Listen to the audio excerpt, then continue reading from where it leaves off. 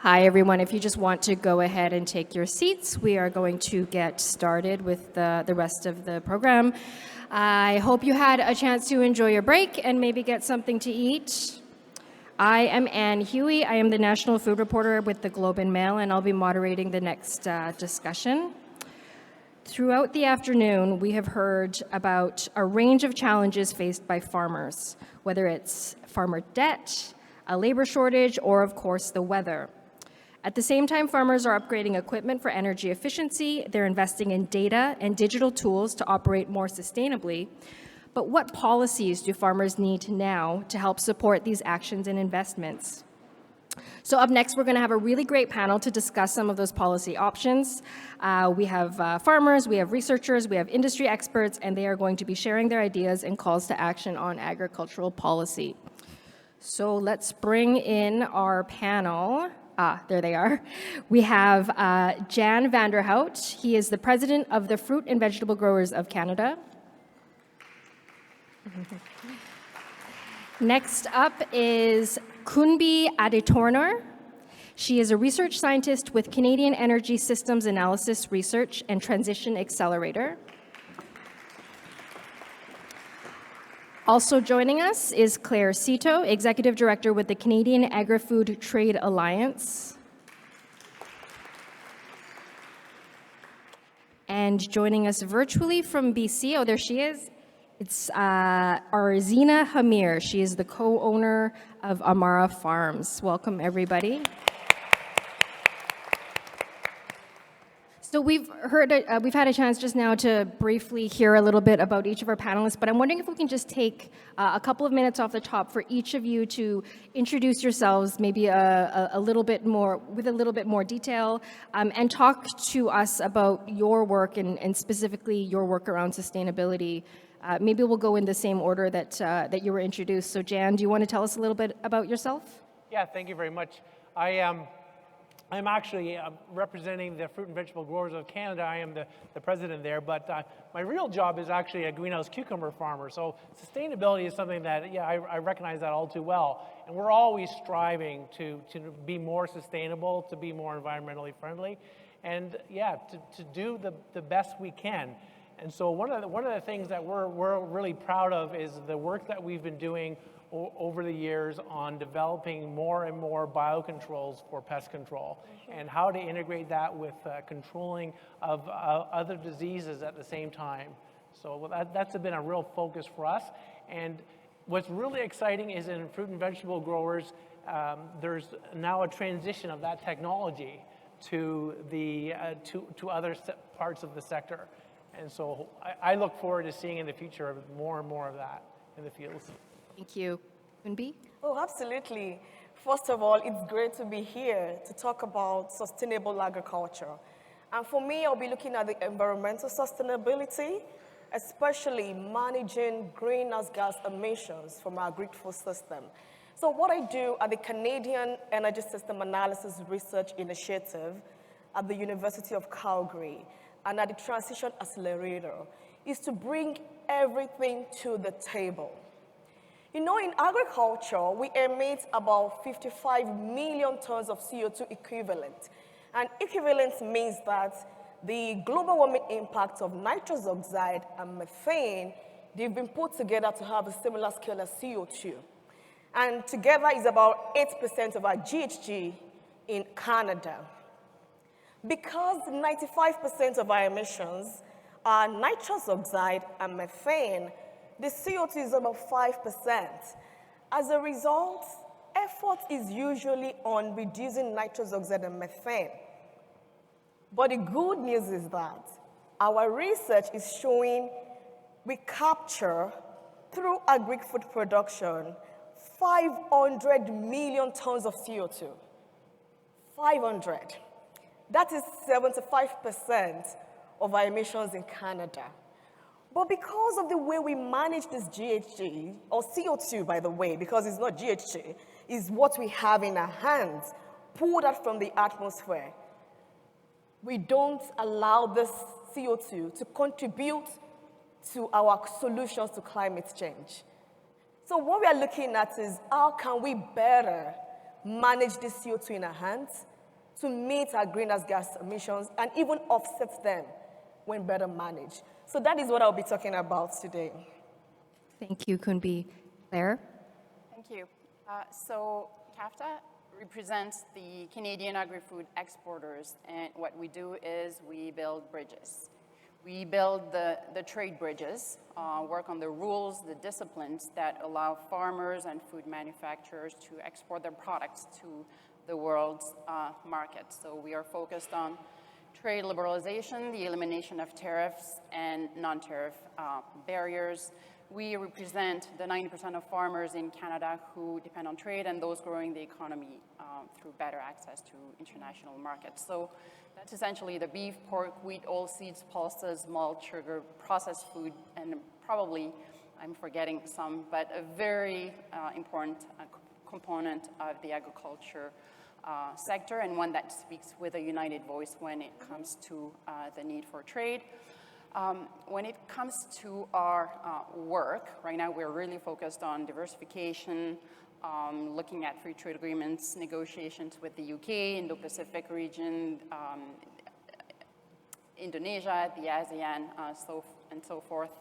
We're also very much looking at the global rules-based trading system and doing better advocacy internationally. So we have the boots on the ground to defend and promote our science, the science behind our agri-food sector. When it comes to sustainability, this is an interesting question because we do need trade to be sustainable. And we increasingly need to be sustainable to trade, yet the rules for agriculture, sustainable agriculture, have not really yet been written.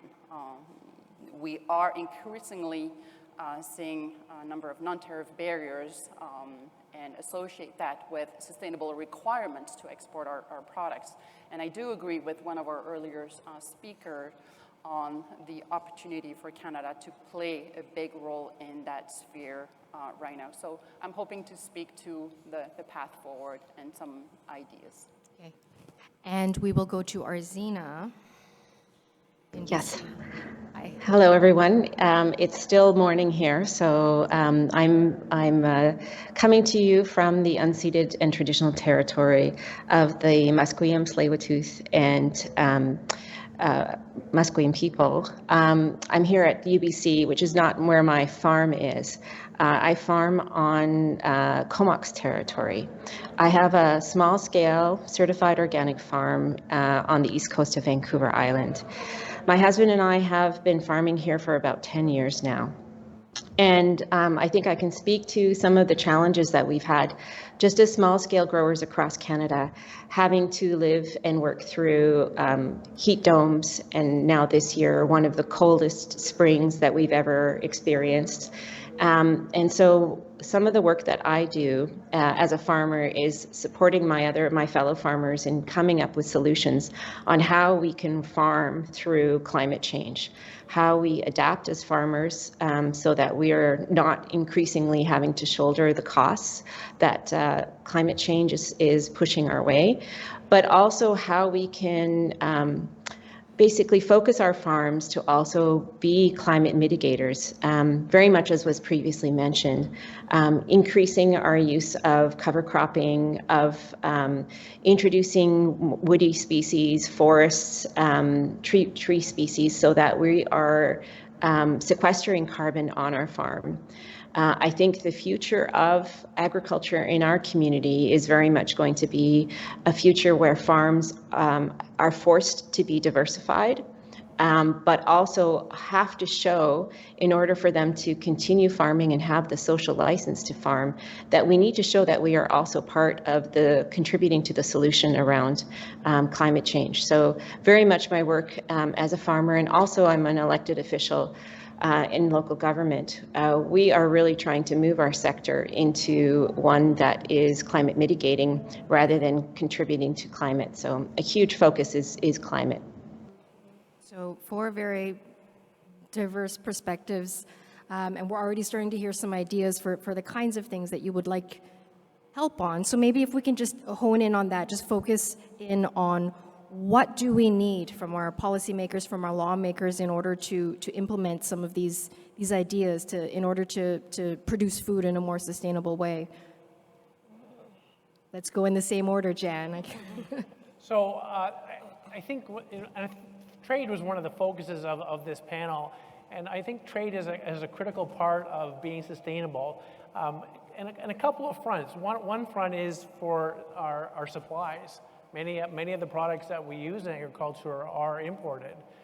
Fertilizer is a perfect example, but even crop protection materials.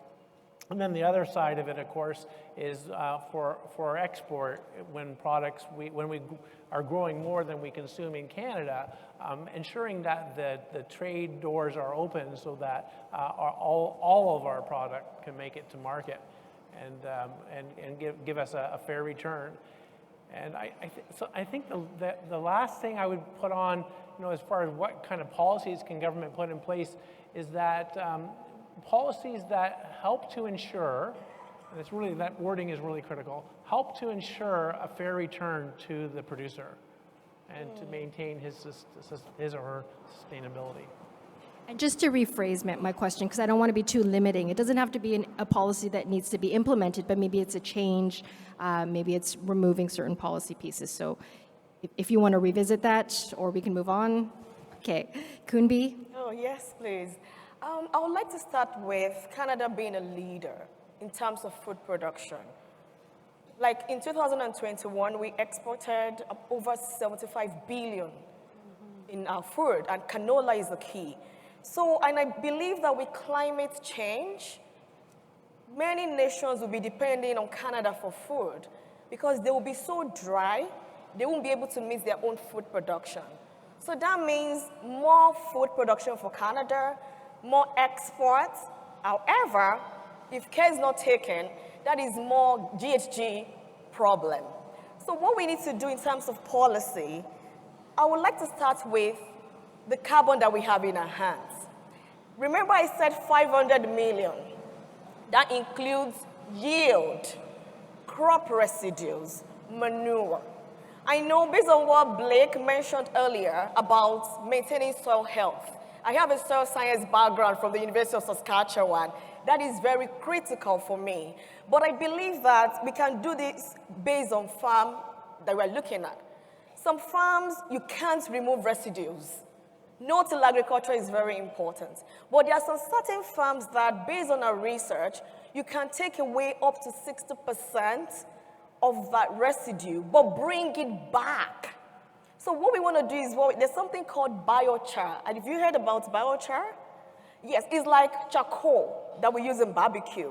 So you convert this biomass to biochar, charcoal. It allows the carbon in our manure and crop residue, a fraction of it, to stay longer here in our ecosystem, instead of allowing that CO2 to go back to the atmosphere. That is one example. Another example is what we called BECS, bioenergy with carbon capture and storage, BECCS or BECCUS, capture and storage, but utilize it if possible. So this is converting sustainably, it's very important, a fraction of the residue into bioenergy. However, you need to capture the CO2 if you want to get the negative emissions to get into the net zero by 2050. So when you capture that CO2, you put it in pipelines or geological storage. And this is where our oil and gas producers and farmers can collaborate to get those negative emissions.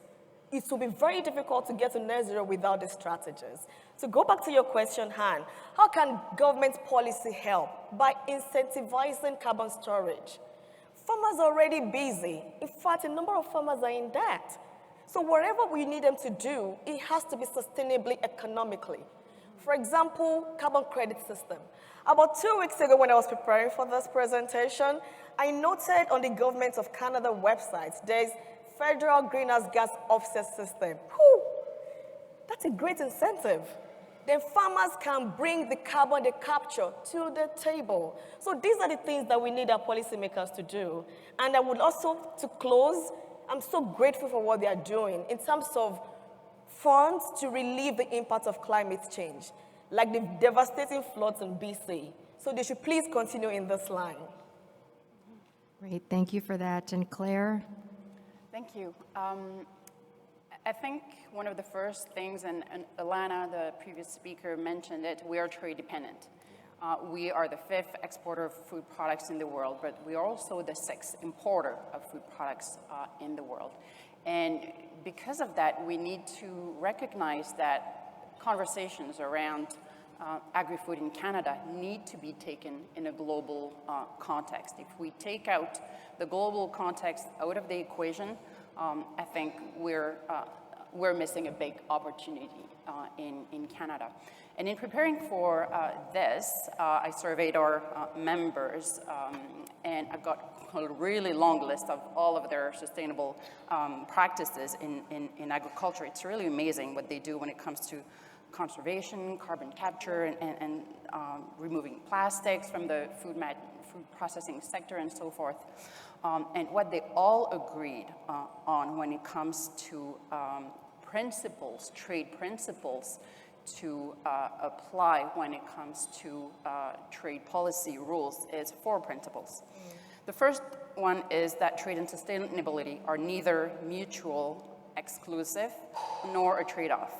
Second, clear rules of trade provide market access predictability and ensure enabling framework for innovation. Third, science-based decision-making is the critical backdrop, should be the critical backdrop for stimulating innovation. Because ultimately, when we go out in the world, we need to be able to prove and demonstrate that our practices meet certain objectives. And last, country-specific sustainability efforts should not be used as non-tariff barriers. Essentially, unilateral approaches do not work. What works in a certain jurisdiction may not mean the same thing. And we see that happening even within Canada, certain practices on one side of the country and others elsewhere. So we can't have one methodology that will apply around the world. So we need to keep that in mind when we look at policy making. The second thing I wish to mention is briefly about the global context we're in.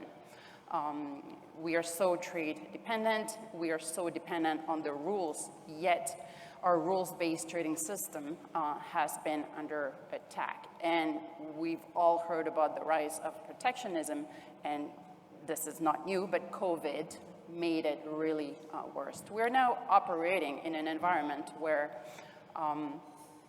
trade rules are less respected, and we rely on really solid relationships with our trading partners.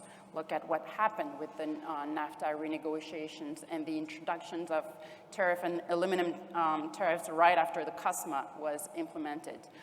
With the CETA in Europe, we still have a long list of non-tariff barriers that are hindering our access to the European market, even though we have the Canada-EU Free Trade Agreement in place.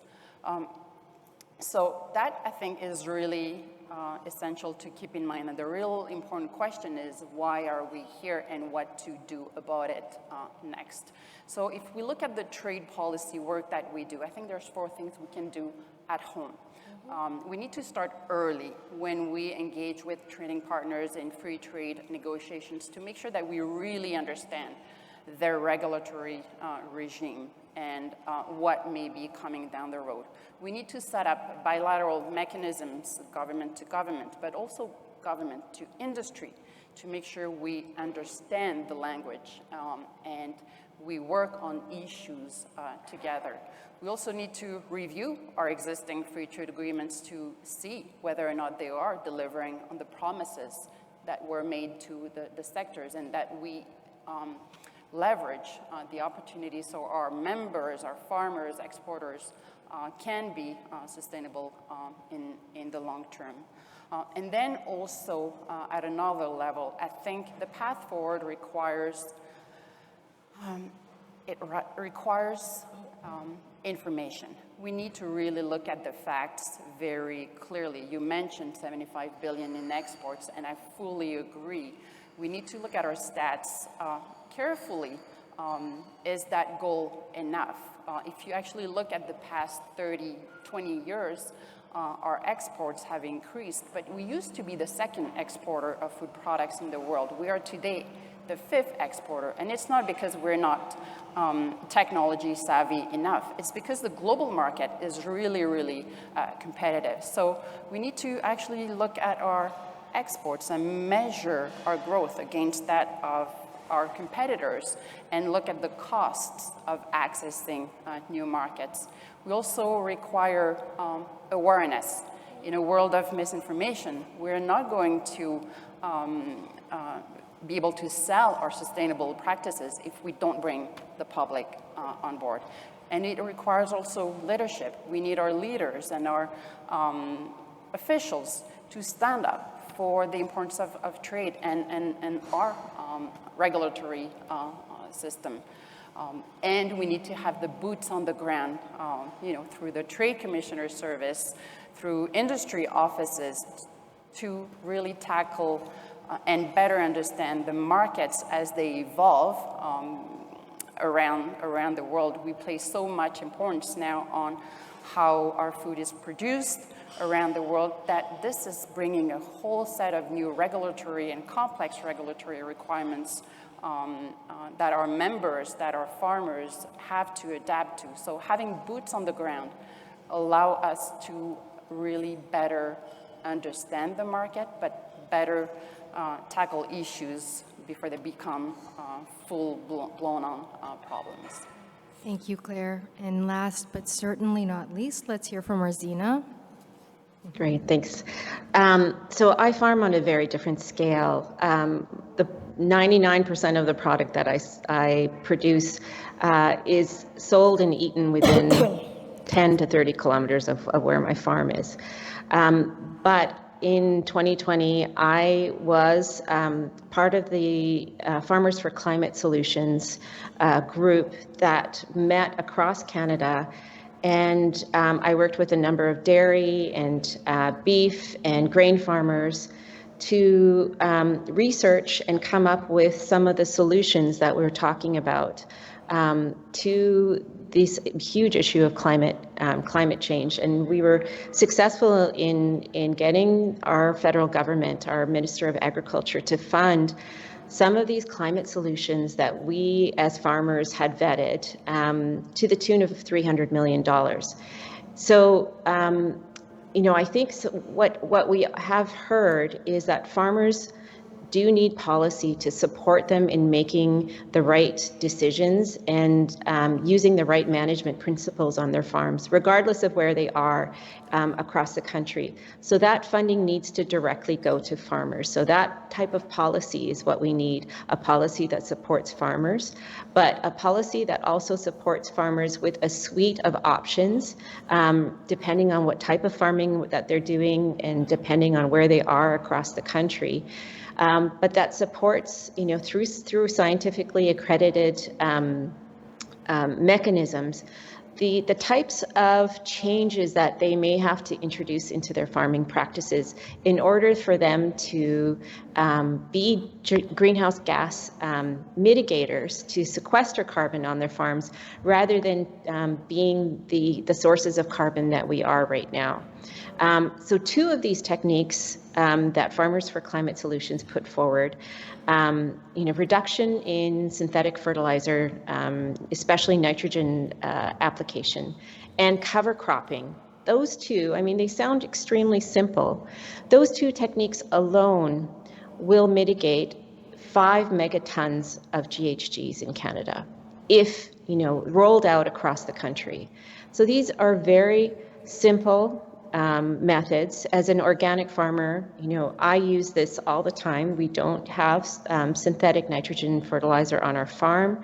We primarily use organic sources of nutrients. We cover crop through the winter time and in between crops. So these are techniques that have already been tried and tested, but may not be used across the country, primarily for their costs.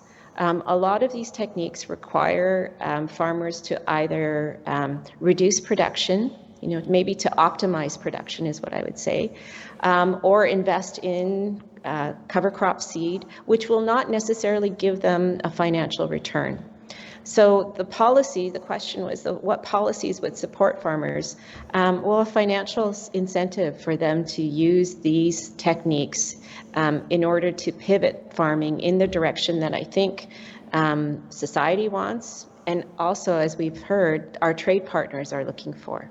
So, if more and more our trade partners are looking for agricultural products that have some type of greenhouse mitigating attributes to them, policy that would support that is some type of certification system for farmers that shows that the farming systems that produce these goods have a positive impact on the planet.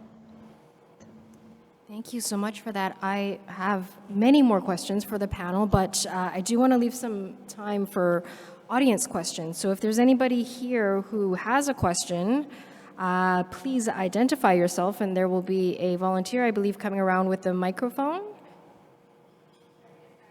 Oh, and they are just getting ready. But does anybody have any questions? If not, okay, there is one right here at the front. There is a microphone coming. Sorry for asking a lot of questions. Very engaging topics. Thank you. My question to you are, what are some of the steps that need to be taken for energy producers and the agricultural sector to work together to start talking about getting to net zero? Yes, thank you for that question. I think knowing the value. When I said 500 million, until sometimes when you relate it to the total GHG emissions, 75%, knowing the magnitude is the first thing, the awareness of it. And the second thing is about knowing where to store the CO2 and to do it safely. So the good part is our geological storage, like sedimentary basins, they're already located to where farmers are in the prairies or where the oil and gas facilities are. So being able to use those places with oil and gas producers and farmers will be the key. I'm not sure the technicality, but I know that it's something that is a potential that we can move towards too. So those are the ways that we can start from that. Yeah, thank you. Are there any other questions? Okay, I'm going to go ahead and toss. Okay, there we go. Sorry. My name is Jean-François Obregon. I'm with the Ivy Business School as a research assistant.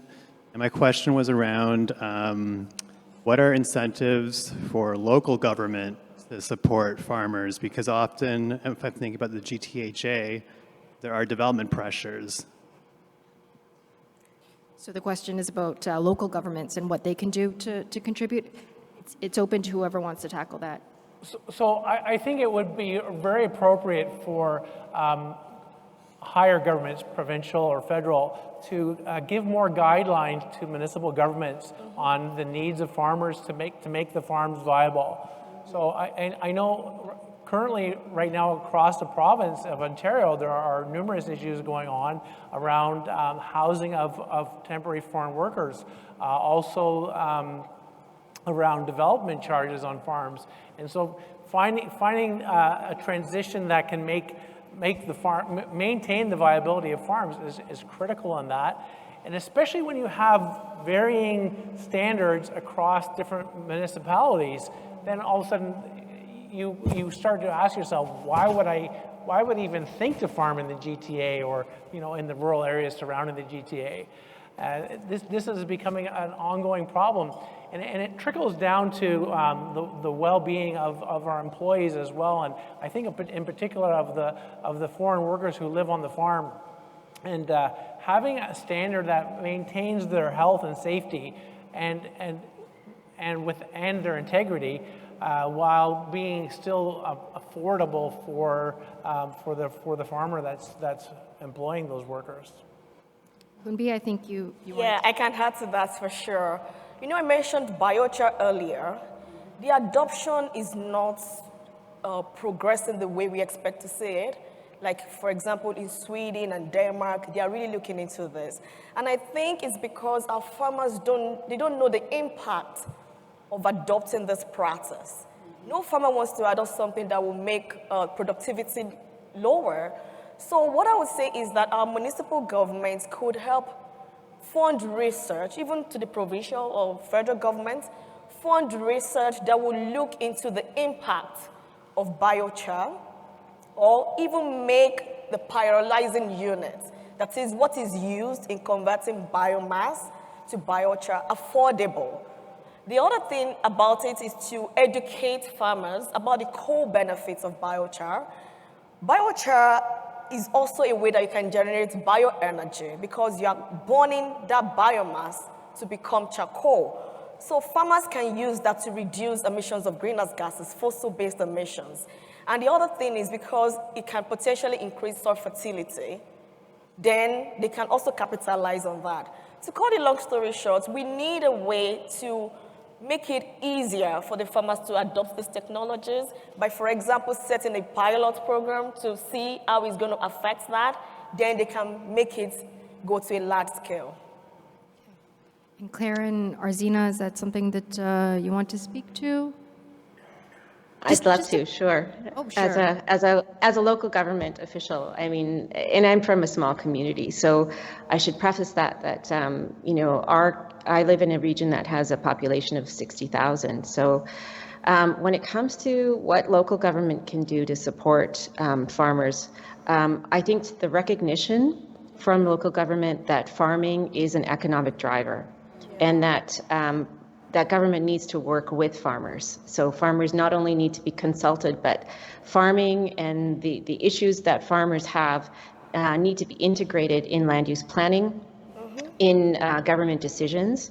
You know, each region and across the country, I'm not sure how other regions do this, but in BC, we have local government, we have funding for local government in order to conduct agricultural area plans. So that the one thing that government can do is bring all sides of agriculture together, you know, and be it dairy, be it vegetable, poultry, come together and start creating plans that help the farming community basically move in a direction that comes from within the community. So that's certainly one thing that local government can do. Generally, we don't invest in specific farms as local government, but we try and support infrastructure. And so one thing that we're noticing here in BC is that our summers are getting drier. Farmers are having to tap into groundwater deeper and deeper or extract from our rivers, which is impacting the availability of water for households, for our fisheries. And so one thing we are looking at is to support local farmers in storing water on farm through incentivizations. And we're lucky our provincial government has heard this and have provided BMP funding, best management practices funding, up to 50% for farmers to put in dugouts on their farm and store that water. So those are the types of things that local government can basically flag for farmers that this funding is available, support them through planning, and acknowledge the amazing economic driver that farming is. These are really green jobs that we're talking about, and promoting local farms, local food products wherever possible, so that there is a demand from domestic as well as international trade. Do we have one more question? Okay, I'll take this one then. We've heard from each of you about the kinds of things that you would like to see done, the kinds of supports that you would like to see put in place. What, from each of your perspectives, from each of your worlds, do you see as being and see as having been the biggest roadblocks? What have been the biggest challenges that you would like to see overcome and that need to be removed in order for your idea to be implemented? And we only have 5 minutes, so I'm going to ask each of you to be brief. Whoever wants to go first. Sure. I think that what's really important is that government gets a little bit more to the speed of business. And sometimes they have a great program, but by the time the analysis, the request for proposals goes out, they wait for them all to come in, and they start processing them. Months and months and months go by, and for sure in the greenhouse business, but I think this is across the sector. We move at a much quicker pace than that. We can't linger for 6 months while we wait and see. We need to make a decision so we can move forward. And yeah, especially when we're talking about sustainability, it doesn't really make any sense to drag our feet. Thank you. There, Kumbi? Yes, please. There was something, excuse me. Alana mentioned something about these 3 aspects of sustainability: environmental, economic, and social sustainability. And I couldn't agree any more, because you can't be talking about GHG emission reduction when farmers are not making enough income. So we need to look for a way that we can integrate all these 3 aspects of sustainability. And as you said, we have to do it sooner than later. We have to be quick in action so that farmers and all other stakeholders can be more comfortable that we are really indeed moving forward.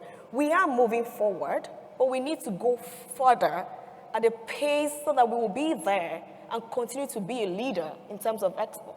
Right, Claire? In terms of exports, I think on our end, there's 2 things that we would want to be addressed that continues to be a problem. It's the non-tariff barriers and the lack of a referee at the World Trade Organization. So the tariffs have gone down over the past 20 years as a result of free trade agreements, but non-tariff barriers have come up. So essentially, for the most part, replacing the tariffs, adding costs of up to 35–40% in cases on products being exported.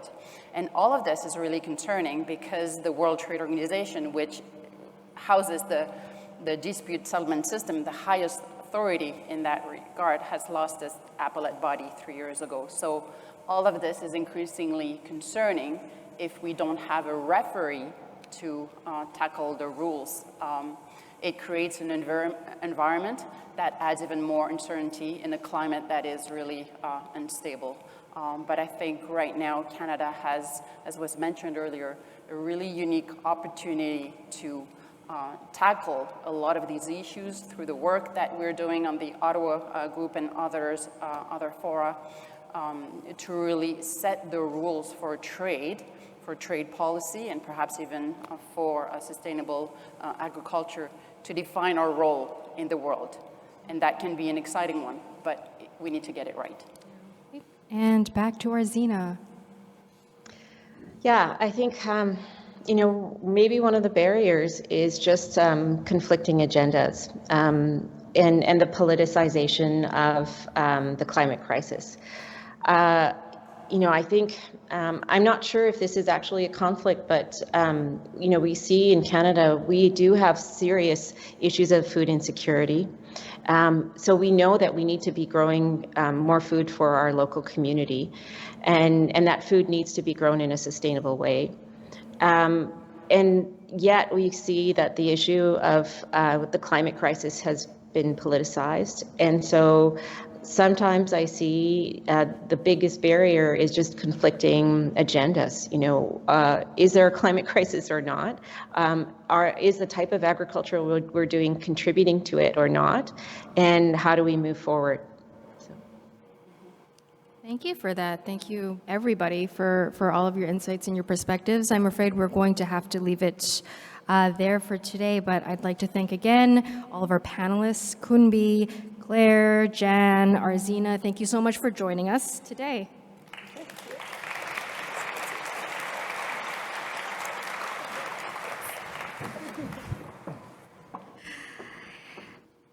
So next up, I would like to introduce our closing speaker, Christian Hebert. Christian is the managing partner of Hebert Grain Ventures, a 30,000-acre grain and oilseed operation in southeast Saskatchewan.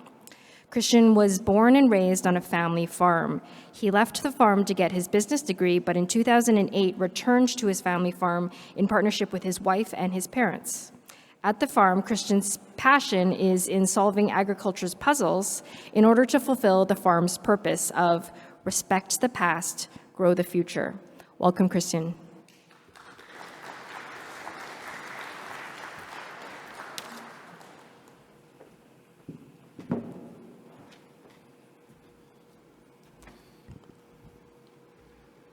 Well, good afternoon, and thanks for having me out.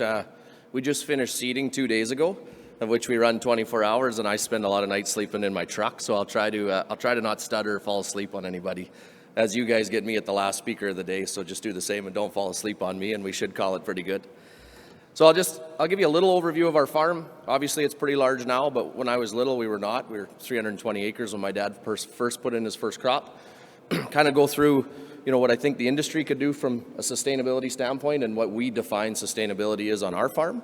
A bunch of practices we think are pretty neat right now that we're already implementing, and then some discussions on practices that are coming through the pipe or that everybody's talking about that we think can be implemented on farms and actually be scaled. The biggest thing I think on sustainable practices is scalability. If you can only do them on a half an acre, it doesn't fix many problems. So it's always just remember to put those puzzles together. Oh, maybe. Oh, yeah. Okay. Overview, I already went through. As I said, we'll just kind of run through at that. I'll do a quick overview of the farm so everybody understands. So as she said before, our purpose is respect the past and grow the future. And I think it's really important in agriculture. We have a lot of history of everything we've done. So that's a picture of when my mom and dad first moved to our current location. It's 1978. If I remember correctly, it was Dad's first crop, 320 acres. We had grain and cattle when I grew up my whole life. I really like eating beef. I don't like raising beef. If they can turn around and kick me, I'd prefer somebody else take care of it. So my brother has cattle. We have grain. But I think our big thing, and one of mine is grow the future.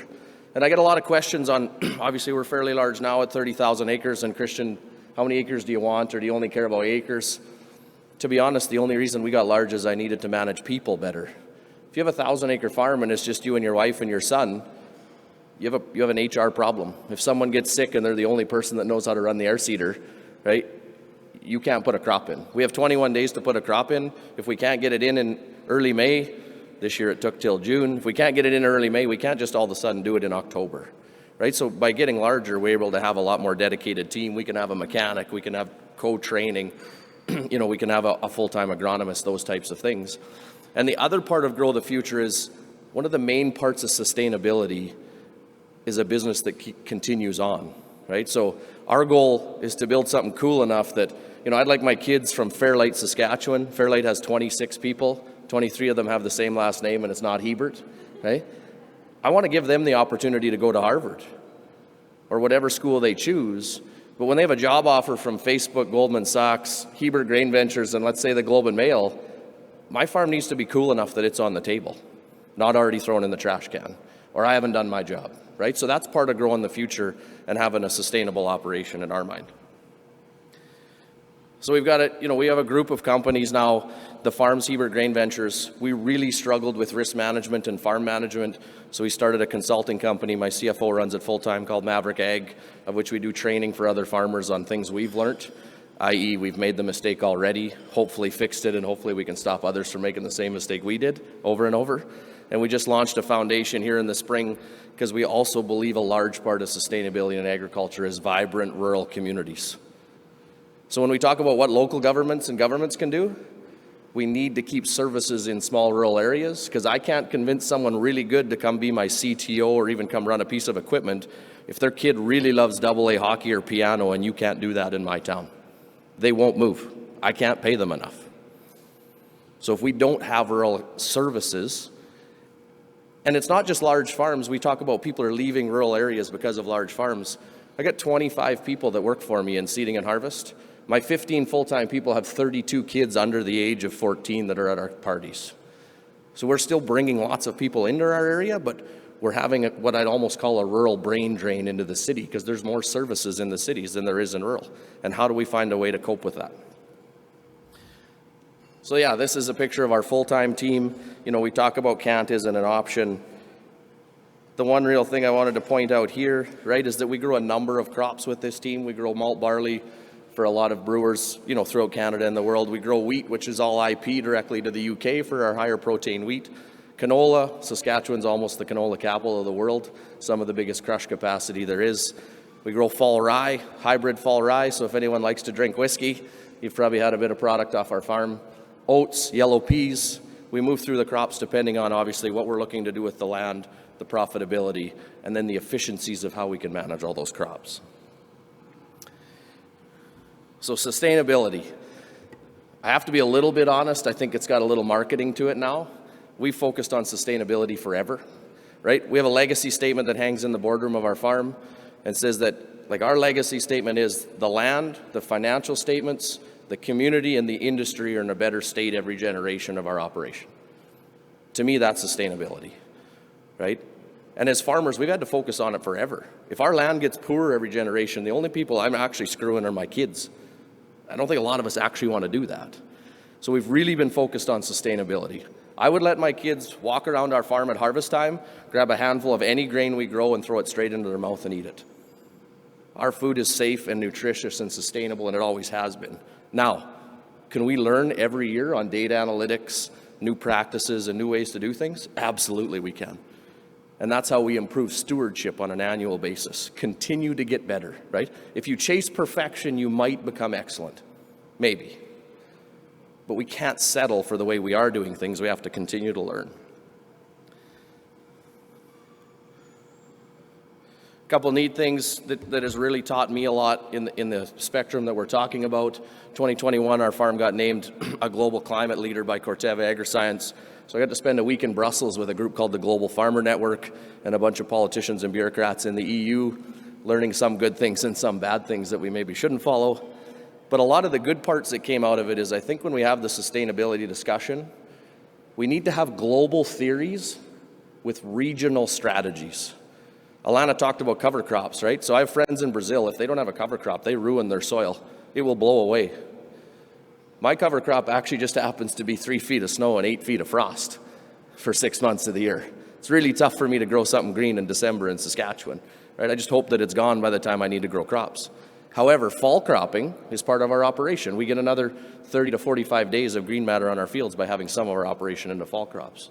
You know, utilizing pulses, which are a big crop mix in Western Canada that fix their own nitrogen so that not every year do we have to use synthetic nitrogen, is a big deal in Western Canada, but it doesn't work in other areas of the world.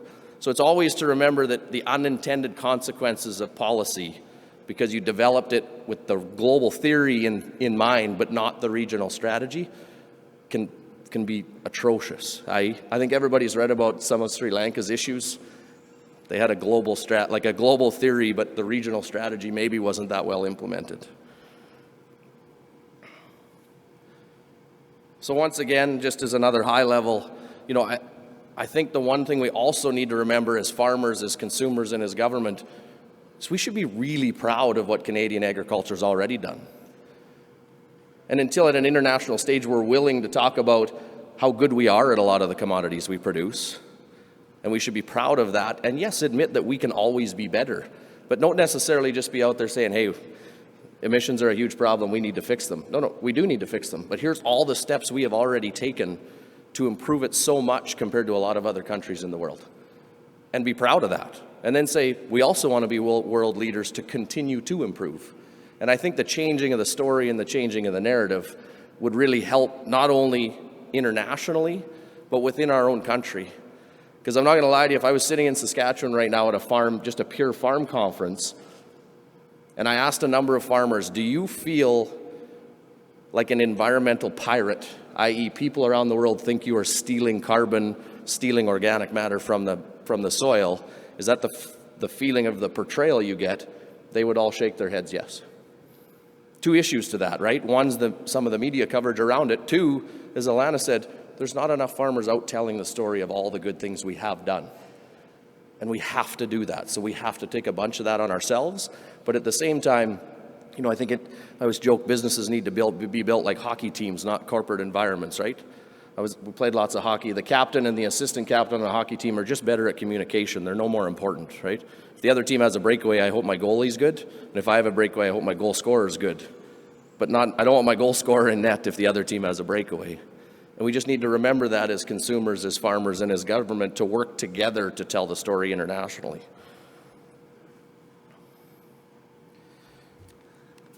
These lights are right in my eyes.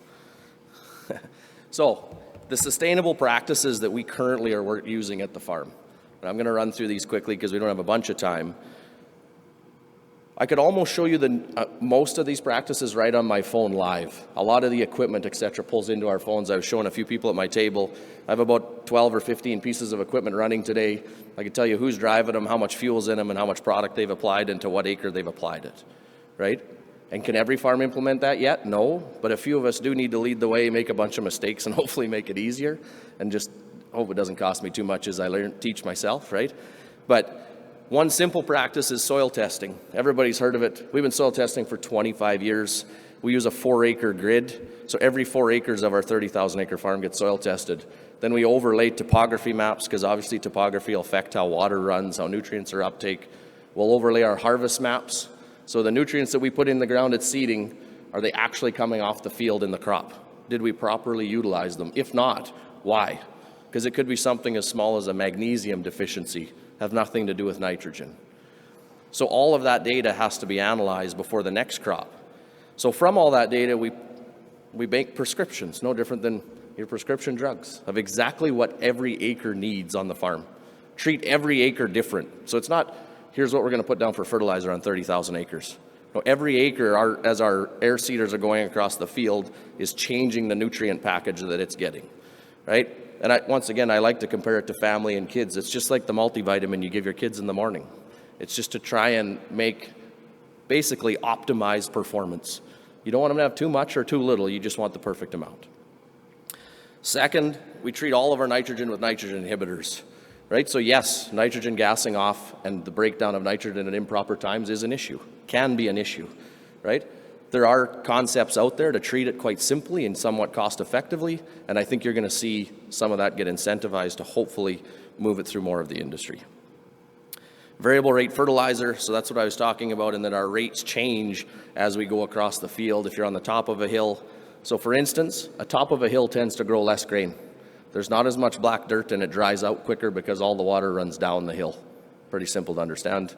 The bottom of the hill, on the other hand, is different. It will tend to grow a lot of grain. So it needs more nutrients in most cases, right? Because growing grain's a lot like math. The math of growing canola is it takes 3 pounds of nitrogen for every 1 bushel of canola. So if the top of the hill is going to grow 20, but the bottom of the hill is going to grow 60, I need to fertilize it different in order to hit its capacity.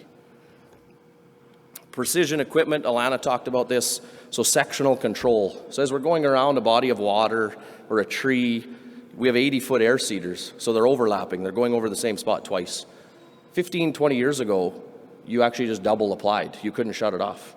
In today's world, our sprayers to the point that every 18 inches a nozzle shuts off, so it never gets double applied. So on our farm, originally, 13% was how much of our farm we overlapped at the end of the year. Now we're down to sub 1%.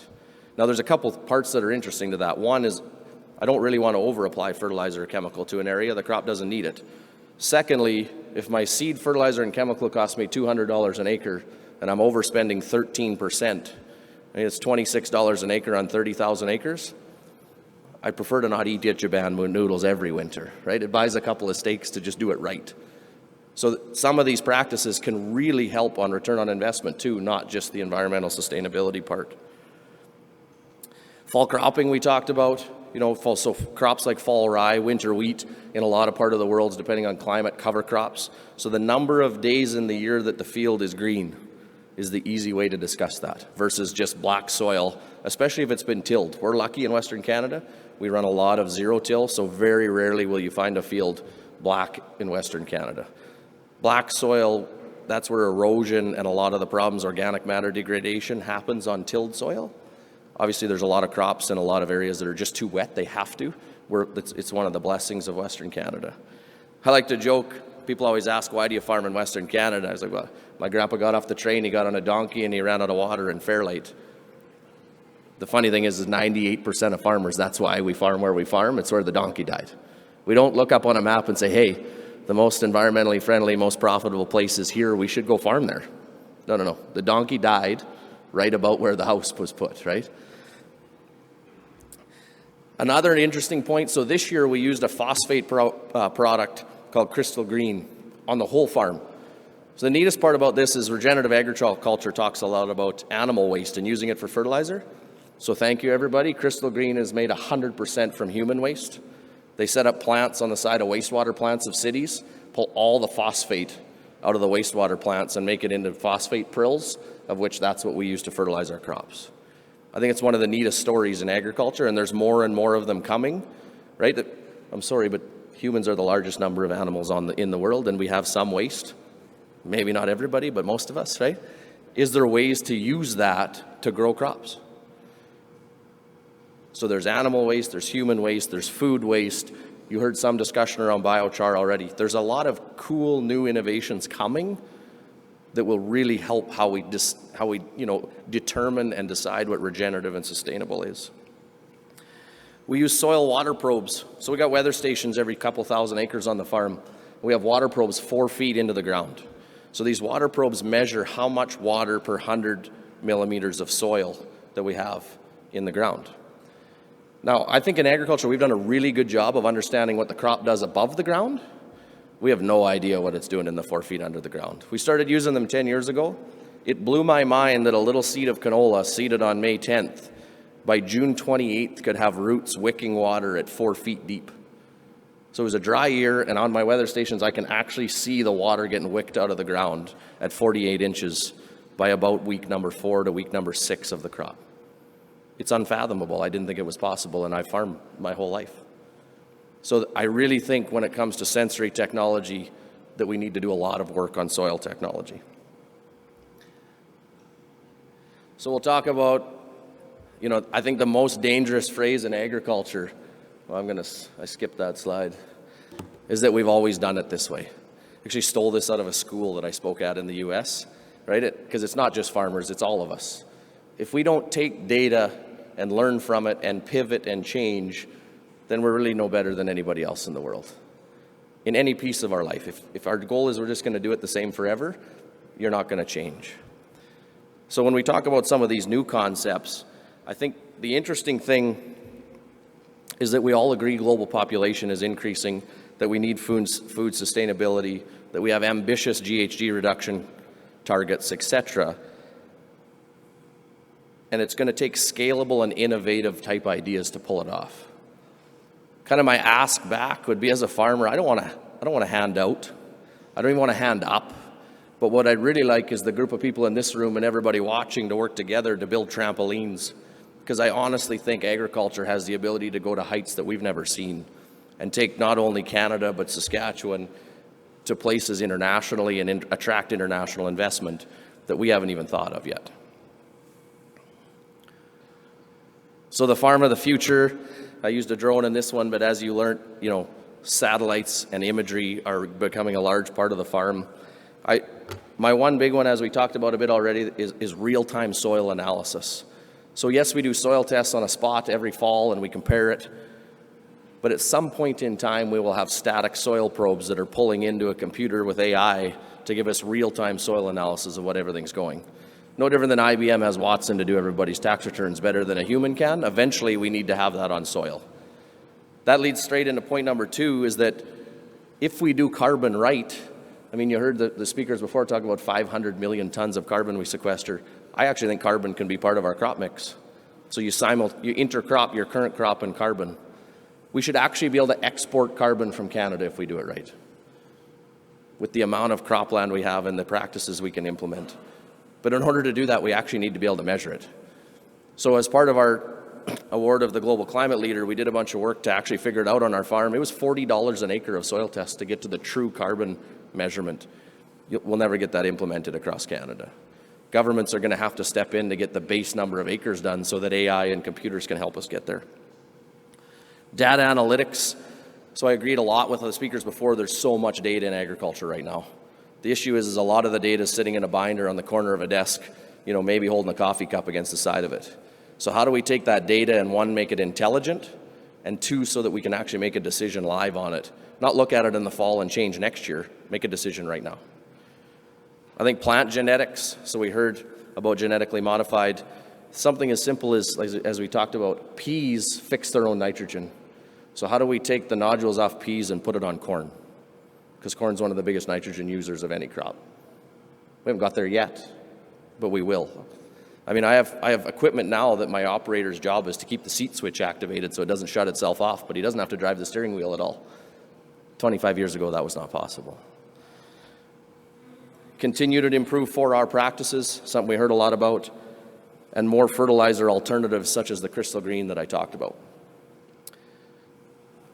So I know I'm supposed to finish up shortly so that I can take questions, but in conclusion, I guess I would just want to say that in order to do this, we talked a lot about collaboration, but we need strong federal leadership globally, right? We need to be internationally competitive. We need to be really proud of what we've already done and what agriculture has the ability to do next. We need to have transparent and science-based decisions. And lastly, I think we need to have a predictable trading environment, which in today's world, it might be the toughest task when you look at a lot of the trade issues we've had with ships coming in out of China, the invasion of Ukraine. And those are issues that are really hard to predict. So how do we make sure the trading environment is somewhat predictable?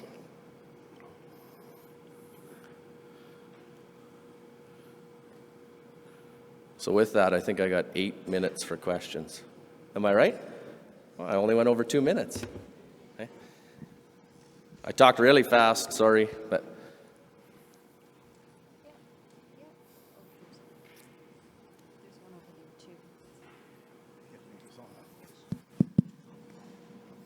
Just got 2 points to make. With the fuel costs going up, I feel that we have to build electric tractors and electric farm machinery. That will reduce the price of using gasoline and diesel. And another thing is we need more greenhouses all over Canada, from coast to coast to coast in the winter, to increase food production. Thanks a lot. Yeah, so I think, I'm not against electric. I would partially agree. Some of the stuff we have to do in -40 in Saskatchewan, the battery technology has to come a little way. And I also think the investment in the infrastructure of the grid, if you're going to have big equipment pulling off it. And I mean, I got to have lunch with Jimmy Pattison not that long ago, and when we got talking about electric, his argument back to me was, what if we get small nuclear reactors working and hydrogen is actually just a throwaway piece? Hydrogen has extreme amounts of power to run equipment. So I think it may be a hybrid model in the future of electric for city-type cars, bikes, etc. Completely agree. And find a way to use a byproduct of hydrogen in semi-trucks, tractors, etc. that we produce lots of in Canada and do nothing with for the price of zero. Completely agree, though, we need to have some concepts at the current price of fuel. $13,000 a day I spend on fuel and seeding. Yes, yeah. Okay, so my question is, how do we take all your experience and all that you have learned and translate into something that is simple and with visuals for smaller farmers? So the farmers majority in Eastern Ontario are small and medium, 100 acres. The ones who have 500 acres are kind of already bigger farmers in Peterborough, my county. Now, how do I convince them, let's work together in order for you to do and implement all this? And like my colleague said today, not when the technology will be cheaper. They have to start now. Yeah. Now, So I think there's two pieces, right? I think point number one is that education's a real weakness in agriculture. And part of it is that, I mean, I actually kind of like to joke that I'm just a farmer because you get a few less questions in certain crowds. But I mean, you got to be good at agronomy, you got to be good at math, you need to run big equipment, you need to be able to change a bearing. Like it's kind of a unique skill set of General Joe. So the education side of it is a real problem. I think you're going to see new continued education courses come up to help educate, which is where some of the smaller farmers could get some of this education. I think secondly, is it's a bit of a pro and a con, right? The con of being fiercely independent is you're not willing to collaborate. The pro of being fiercely independent is like this year in May, we normally get 10 inches of rain from May to September. We got a foot of snow and 10 inches of rain in May. So it's a good thing my crew's fiercely independent, or we wouldn't have got done seeding. But I think in the case of collaboration, smaller farmers need to realize that you might not be large enough to have your own mechanic like I do, but 5 of you are. So why aren't we seeing a lot more joint, CTOs, joint CFOs, joint mechanics between 4 or 5 different farms, right? I think a CFO can pay their money in gold to a lot of farms, but you're not big enough to afford the whole salary. Well, then we have to start talking to each other. We can't be scared of somebody else benchmarking with us or seeing some of our stuff. Collaboration is probably the way, and it might be collaboration where big farms collaborate with smaller farms, right?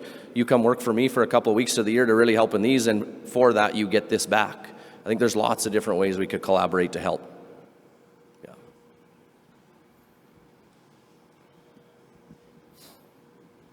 GMO gets a bad rap, and you made an example there of a pea versus corn. Could you sort of elaborate in terms of how people could be better educated that not all GMO is bad? Yeah, I mean, so canola is one of our main crops, and it's GMO, obviously. And as I said, my 8-year-old daughter could go grab a handful of canola and throw it in her mouth at any time. And 1, it wouldn't scare me at all, and 2, I promise she won't grow a third arm. But I think the easiest way I find around GMO to have the discussion is the majority of people, if you are sick, you will go to the doctor and you will get a prescription of an antibiotic to fix something. GMO is just a prescribed prescription of something that we know is going to be a problem in the crop. So when we go to, as farmers, we don't want to spray if we don't have to. The issue is that if I didn't spray, you would drive by my field and see nothing but thistles and dandelions and different types of weeds that I would not want to feed your family. And it's the same thing with GMO. Really, it's just a prescribed prescription, no different than something you take every month to be more healthy. And how we haven't done a good job of educating. I mean, we let the word be genetically modified instead of a word that's maybe a little more friendly to the consumer. So I think, as farmers and as scientists, we maybe haven't always been that good at telling stories. We're a little more practical and just down to earth, but in today's world, storytelling, I think, is a pretty important part of our job. So many environmentally sustainable practices also provide an economic benefit, so like an ROI to the farm. My question is the ones that don't, so like expensive practices that might have to be done purely for the sake of the environment and might be kind of too expensive to really see that much of an ROI. How can farmers across Canada kind of be incentivized to take those on?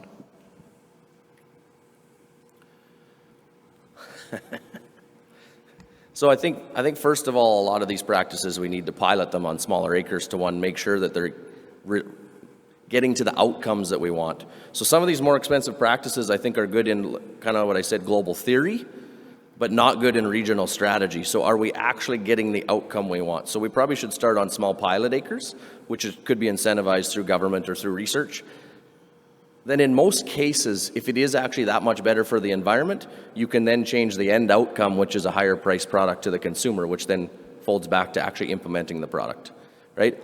So environmental outcomes that everybody wants, we also need to understand that that does just increase pricing on the outcome.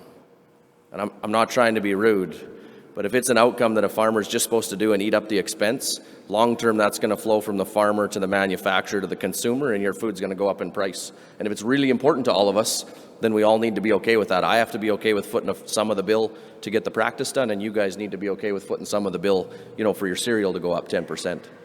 And I feel your pain. As I said, my fertilizer and fuel is up 300 to 400% in the last 6 months, right? So we know, we are consumers too. We understand what we're going through, but that would kind of be the logical steps I think we'd have to follow.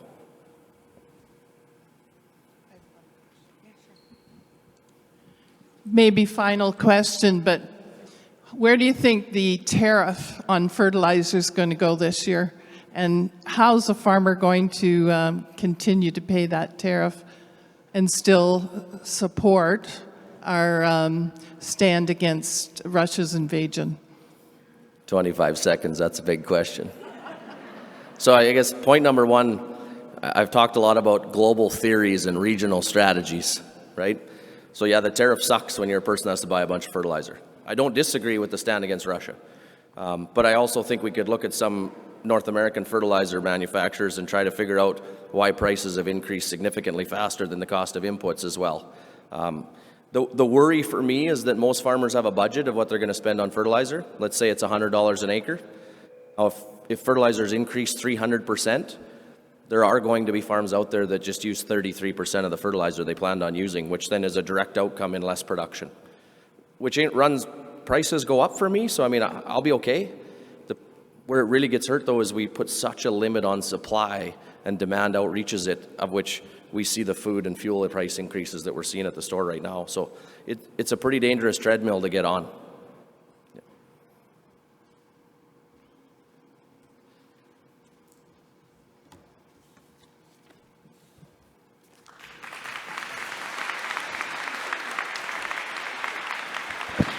Thank you so much, Christian. Thank you for sharing your story and for sharing the story of your farm. I am sorry to say that we are reaching the end of our program today.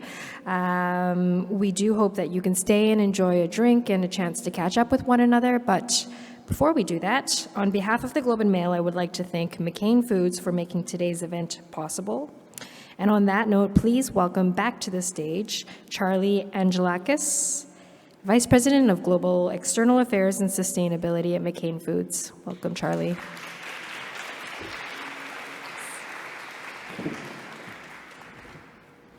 Thank you very much again to the Globe and Mail for putting this together again. Thank you to all our panel participants and also members of the audience. A big round of applause for you. And also a big round of applause for the 800 people coast to coast who joined in virtually as well. And I think that really speaks to how big an issue this is. As I reflected through the panel conversation, Harrison McCain, one of the founders of our company, when they started the company 65 years ago, said, if we don't get the agronomy right, nothing else matters. And I think many of us in this room built our business in partnership with farmers. And what we're really talking about today is finding solutions to not only mitigate climate change, but it's really about increasing farmer yields, and at the end of the day, building a farm resiliency for our farmers for generations to come. And I think that although things were very stark when we started, I'm leaving here energized by a lot of the ideas, the solutions, and the techniques that different people in the value chain are doing that I think are going to get us to a much better place. And I think Evan said it best at the beginning when he said, we are on the cusp of an agricultural revolution and transformation which has the potential to make the world more sustainable. And I think if we continue the dialogue and continue the dialogue going forward on implementing some of these practices, I think we're going to have a much brighter future going forward. So with that, thank you again.